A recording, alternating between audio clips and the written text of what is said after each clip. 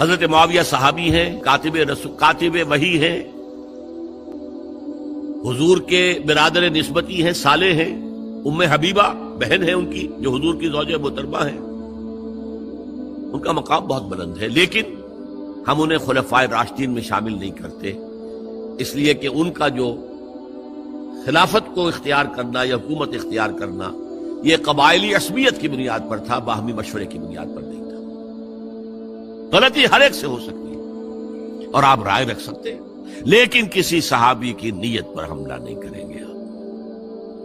صحابی کی نیت پر حملے کا مطلب کیا ہے کہ محمد صلی اللہ علیہ وسلم تزکیہ نفس نہیں کر پائے، یہ ریفلیکٹ کرے گی حضور کی اس پوری کی پوری جد و جہد پر کہ شخصیت سازی نہیں کر پائے محمد صلی اللہ علیہ وسلم، نہیں، معاذ اللہ ثم معاذ اللہ ثم معاذ اللہ۔ حضرت معاویہ نے خط لکھا، او رومی کتے، اگر تو نے دارالاسلام پر حملہ کرنے کی جرت کی تو سن لے کہ علی کی طرف سے لڑنے والوں میں سب سے پہلے معاویہ ہوگا تیرے خلاف۔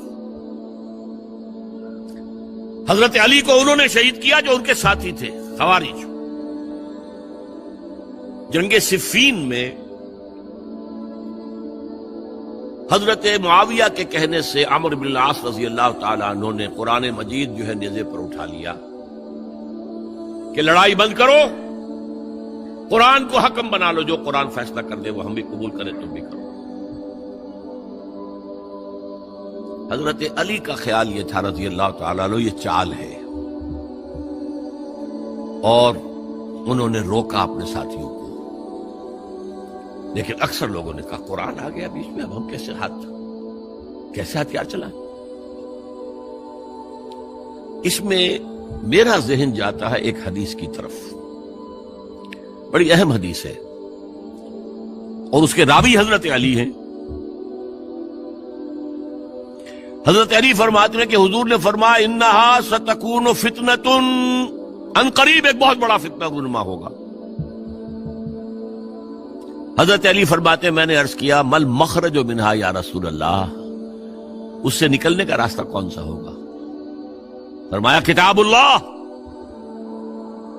فیہ خبر ما قبلکم و نبأ ما بعدکم و حکم ما بینکم، اس قرآن میں تم سے پہلے لوگوں کی خبریں موجود ہیں، بعد آنے والوں کے حالات موجود ہیں، اور تمہارے درمیان جو اختلافات بھی پیدا ہوں گے ان کا حل موجود ہے۔ تو کیسے نہ مانتے ہیں مسلمان؟ قرآن کو حکم بنایا جا رہا۔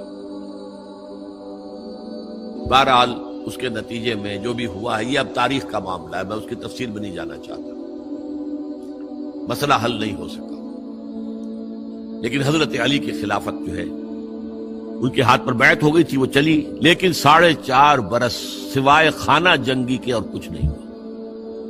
وہ جو قافلہ آگے چل رہا تھا سیل رواں، وہ 1 انچ بھی آگے نہیں بڑھا۔ البتہ قیصر روم نے جب دیکھا یہ تو آپس میں لڑ رہے ہیں، اب موقع ہے میں حملہ کروں، چونکہ وہاں قریب ترین تو حضرت امیر معاویہ بیٹھے ہوئے تھے نا، شام میں، شام سے ملحق تھا نا آگے قیصر۔ حضرت معاویہ نے خط لکھا، او رومی کتے، اگر تو نے دارالاسلام پر حملہ کرنے کی جرت کی تو سن لے کہ علی کی طرف سے لڑنے والوں میں سب سے پہلے معاویہ ہوگا تیرے خلاف۔ لہذا اس نے جرت نہیں کی۔ بہرحال حضرت علی کو شہید کرنے والے تھے ایکسٹریمسٹ جو خود ان کے اپنے ساتھیوں میں سے تھے۔ انہوں نے کہا وہ کہاں حکم کیوں مانا؟ ان الحکم الا للہ، اللہ کے سوا کسی کا حکم نہیں، قرآن حکم نہیں ہے، کیوں مانا تم نے؟ اور اگر مانا تھا تو اب حکم کے بعد کیوں نہیں مانتے؟ چھوڑ دو خلافت۔ بہرحال یہ کہلاتے ہیں خوارج، جنہوں نے بغاوت کی ہے حضرت علی کے ساتھیوں سے۔ ان میں سے 3 نے بیٹھ کے طے کیا، یہ 3 جو در حقیقت بڑے شخص ہیں، یہ اس وقت امت جو ہے ان کی وجہ سے اس مشکل میں پڑی، ان تینوں کو قتل کر دو۔ فلاں دن صبح فجر کی نماز کے وقت ایک شخص وہاں جائے گا، ایک شخص وہاں جائے گا، ایک شخص وہاں جائے گا، اور فجر کی نماز میں قتل کر دو۔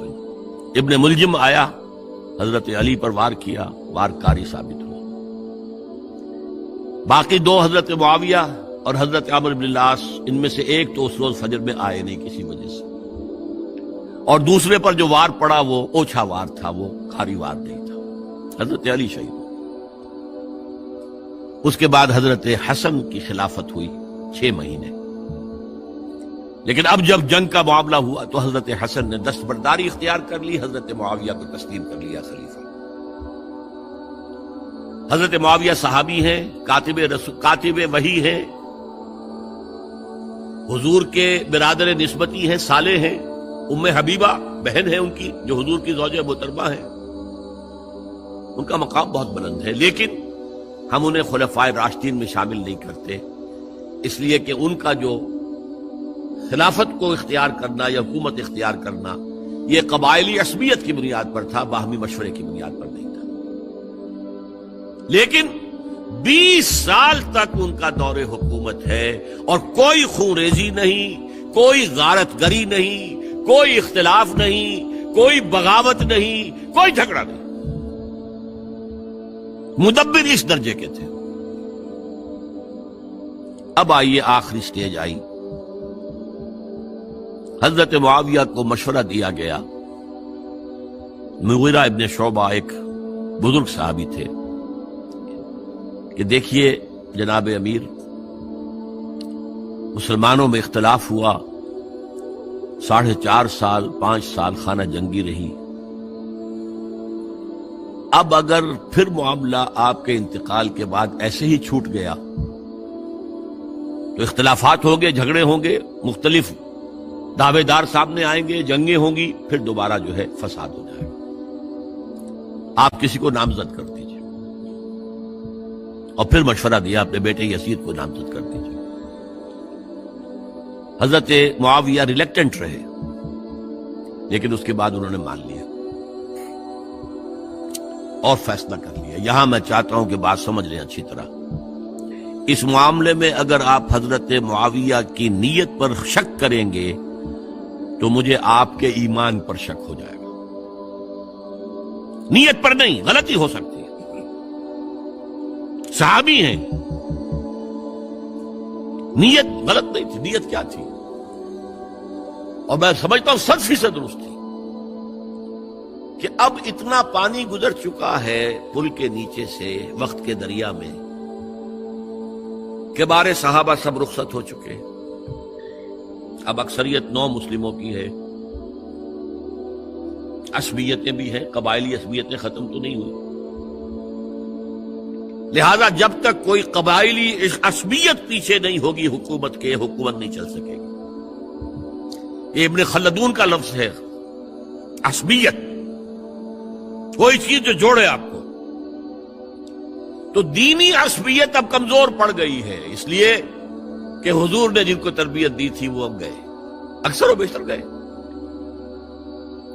اب اگر ایسے ہی چھوڑ دیا گیا اور کوئی قبائلی عصبیت پشت پر نہ آئی تو پھر خانہ جنگی ہوگی، 5 سال تک ہوئی۔ اس بنا پر انہوں نے اسے صحیح سمجھا۔ آپ اختلاف کر سکتے ہیں، صحابہ کی رائے سے اختلاف ہو سکتا ہے، لیکن آپ ان کی نیت پر شک نہیں کر سکتے۔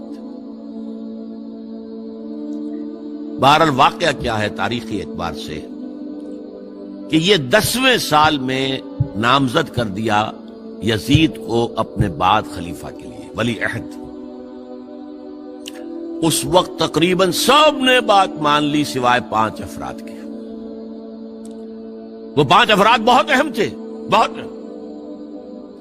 ابو بکر اہم ترین آدمی تھے، ان کے بیٹے عبد الرحمن ابن ابو بکر۔ عمر نمبر 2 تھے، عبداللہ ابن عمر۔ زبیر عبداللہ ابن زبیر۔ عباس عبداللہ ابن عباس، اور حسین ابن علی۔ حضرت حسن کا انتقال ہو گیا تھا۔ اہل تشیع کا کہنا یہ کہ زہر دیا گیا، واللہ اعلم، میں کچھ نہیں کہہ سکتا۔ میں کوئی تاریخ کا محقق اس معنی میں نہیں، میں موٹی موٹی باتیں جانتا ہوں۔ بہرحال انتقال ہو گیا تھا، 5 آدمیوں نے نہیں مانا، لیکن دیکھیے یہ تھی تدبر کی بات حضرت امیر معاویہ کی کوئی دباؤ نہیں ڈالا، کوئی جبر نہیں کیا، کوئی کسی کو نقصان نہیں پہنچایا کہ نہیں مان رہے تو یہ کر دیں، نہیں۔ دیکھیں گے جب وقت آئے گا۔ جب وقت آیا حضرت معاویہ کے انتقال کے بعد، اب ایک صاحب جا چکے تھے، حضرت عبد الرحمن ابن ابی بکر فوت ہو چکے، اب 4 رہ گئے، 3 عبادلہ، عبداللہ ابن عمر، عبداللہ ابن عباس، عبداللہ ابن زبیر، ایک حسین ابن علی رضی اللہ تعالی عنہم اجمعین۔ جب بیعت ہو گئی یزید کی تو اب ان کے درمیان اختلاف ہوا۔ یہ بات اچھی طرح سمجھ لیجئے، تاریخی حقائق، موٹے حقائق کو چھوڑ کر باریکیوں میں جب پڑھتے ہیں تو معاملہ غلط ہو جاتا ہے۔ موٹے حقائق کو سمجھیے، 2 ایک طرف ہو گئے، 2 ایک طرف ہو گئے۔ عبداللہ ابن عباس کی رائے ہوئی کہ اگرچہ یہ غلط کام ہوا ہے، یہ قیصر و کسریٰ کی سنت پر عمل ہو رہا ہے، لیکن یہ ایسی بڑی بات نہیں ہے کہ خون ریزی شروع کر دی جائے اور امن و امان ختم ہو جائے۔ یہی بات عبداللہ ابن عمر کی ہو گئی، یہ 2 تو یکجا ہو گئے۔ مصلحت کہہ لیں جو بھی سمجھے، لیکن نیت پر حملہ نہیں کر سکیں گے آپ۔ دیانتاً انہوں نے یہ سمجھا کہ اب جب کہ ہو گیا معاملہ تو ٹھیک ہے۔ حرام مطلق تو کہیں نہیں لکھا ہوا قرآن کے اندر کہ بیٹا نہیں ہو سکتا، کہیں نہیں لکھا ہوا۔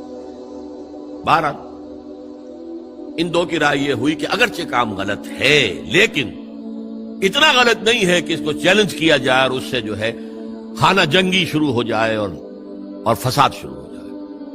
2 کی رائے یہ ہوئی کہ نہیں، we have to challenge it come what may. Abdullah ابن زبیر، حسین ابن علی رضی اللہ تعالی عنہما یا عنہم، تو یہ 2 علیحدہ۔ ان 2 میں اب اختلاف ہوا۔ عبداللہ ابن زبیر کی رائے یہ تھی کہ یہی مقیم رہو مکے میں، حجاز میں، مکے اور مدینے میں، یہاں سے ریزسٹنس موومنٹ ہم شروع کریں گے، کیونکہ یزید کی خلافت تو دمشق میں تھی، بہت دور۔ حضرت حسین کو خطوط آ رہے تھے کوفے سے، کوفہ حضرت علی کا صدر مقام رہا تھا، اور جن سبائیوں نے فتنہ پیدا کیا تھا حضرت عثمان کے خلاف وہ بھی وہیں آباد تھے۔ انہوں نے خطوط کا تاطا باندھ دیا، آپ آئیے ہم آپ سے بیعت کریں گے اور کھڑے ہوں گے اور مقابلہ کریں گے اور اس یزید کی حکومت ختم کریں گے۔ ڈاک کے تھیلے بھرے ہوئے۔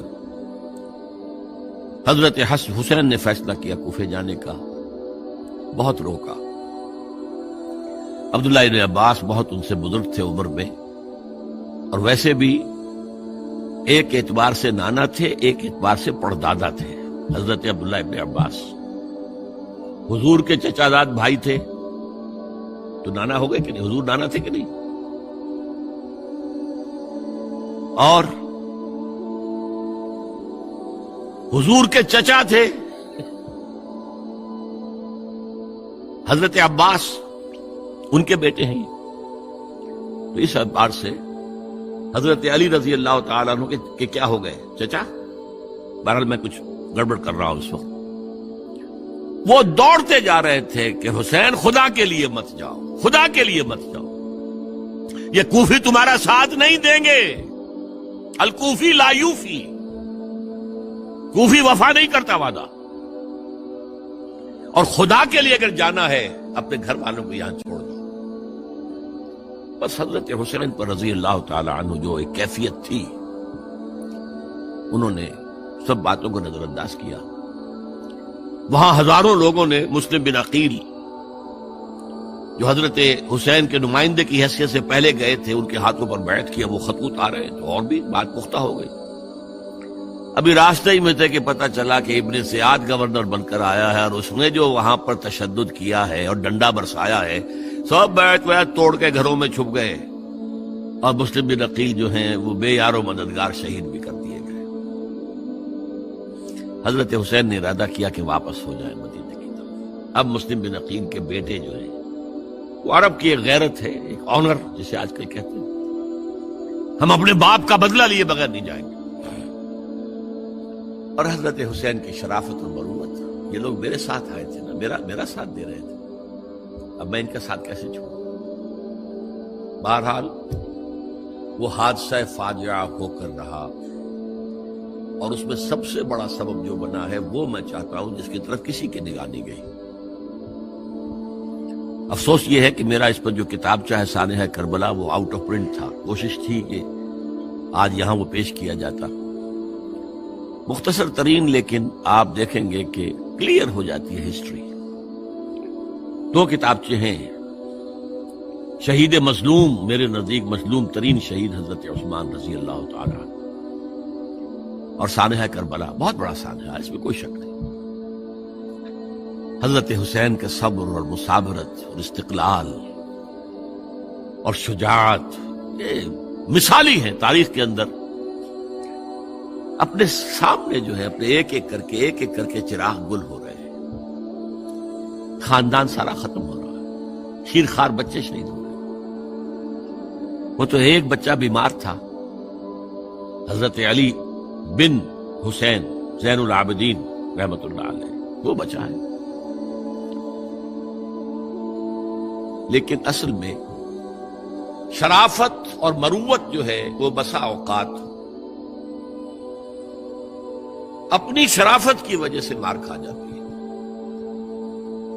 حضرت حسین سے میرے نزدیک یہ ایک اسٹریٹجک مسٹیک ہوئی کہ جب کوفیوں کا لشکر سامنے تھا تو وہاں کھڑے ہو کر ایک ایک کا نام لے گا، فلاں ابن فلاں، کیا تم نے مجھے خط نہیں لکھا تھا؟ اے فلاں ابن فلاں، کیا تم نے مجھے خط نہیں لکھا تھا؟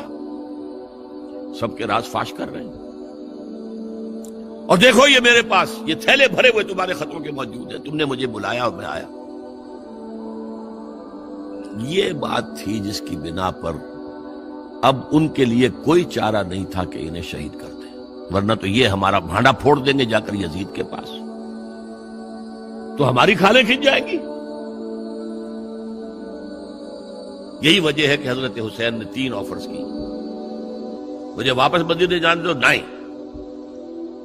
مجھے یزید کے پاس جانے دو، نہیں، مجھے کہیں اسلامی سرحد پر بھیج دو، میں وہاں پر کافروں سے جنگ کرتے ہوئے زندگی ختم کر لوں گا، نہیں، ہیئر اینڈ ناؤ بیٹھ کرو۔ یہ حضرت حسین کی شرافت، غیرت، حمیت، مروت اس کے خلاف تھا، لہذا انہیں شہید کیا گیا، اور پھر خیموں کو آگ لگائی گئی۔ یہ نوٹ کیجئے کیوں لگائی گئی۔ اگر تو یہ غصے اور انتقام میں اور وینجینس میں ہوتا تو حضرت علی بن حسین زین العابدین کو بھی شہید کرنا چاہیے تھا، نہیں کیا۔ اگر یہ اس طرح کا معاملہ ہوتا تو خواتین کی بے حرمتی ہوتی، نہیں ہوئی۔ یہ خیمے کیوں جلائے؟ تاکہ وہ جو ایویڈنس ہے وہ ختم ہو جائے، ہمارے خلاف یہ جو ڈاکومنٹری پروف لیے پھر رہے ہیں، خیمے جلیں گے اور یہ تھیلے بھی جل جائیں گے اور یہ خود بھی جل جائیں گے اور ہم بچ جائیں گے۔ یہ ہے میرا تجزیہ۔ بہرحال اس میں کوئی شک نہیں کہ تاریخ انسانی کے عظیم حوادث میں سے وہ ہے، اور میرے نزدیک حضرت حسین رضی اللہ تعالیٰ عنہ کا اختلاف کر سکتا ہے، جو چاہے کرے، حضرت حسین سے اختلاف کرے اور اتفاق کرے حضرت عبداللہ ابن عمر، عبداللہ ابن عباس کے ساتھ، تب بھی ٹھیک ہے، اور اگر حضرت عبداللہ ابن عباس اور عبداللہ ابن عمر سے اتفاق کرے اور حضرت حسین ان سے اختلاف کرے، تب بھی شک ہے۔ معصوم کوئی نہیں ہے ہمارے نزدیک، معصومیت خاصہ نبوت ہے، نبوت ختم ہوئی حضور پر، معصومیت ختم ہوئی۔ غلطی ہر ایک سے ہو سکتی ہے اور آپ رائے رکھ سکتے ہیں، لیکن کسی صحابی کی نیت پر حملہ نہیں کریں گے۔ صحابی کی نیت پر حملے کا مطلب کیا ہے کہ محمد صلی اللہ علیہ وسلم تزکیہ نفس نہیں کر پائے، یہ ریفلیکٹ کرے گی حضور کی اس پوری کی پوری جد و جہد پر کہ شخصیت سازی نہیں کر پائے محمد صلی اللہ علیہ وسلم، نہیں، معاذ اللہ ثم معاذ اللہ ثم معاذ اللہ۔ بہرحال یہ ہے تاریخ کے اعتبار سے ہمارے ہاں جو عظیم ترین ذی الحج کے مہینے میں حضرت عثمان شہید ہوئے تھے۔ 28 ذی الحج کو حضرت عمر پر حملہ ہوا تھا، 1 محرم کو ان کی شہادت ہوئی تھی، 10 محرم کو یہ سانحہ کربلا پیش آیا تھا۔ یہ ہماری اس ابتدائی تاریخ کے اہم لینڈ مارکس ہیں جنہیں ہم شہادت کے نام سے جانتے ہیں۔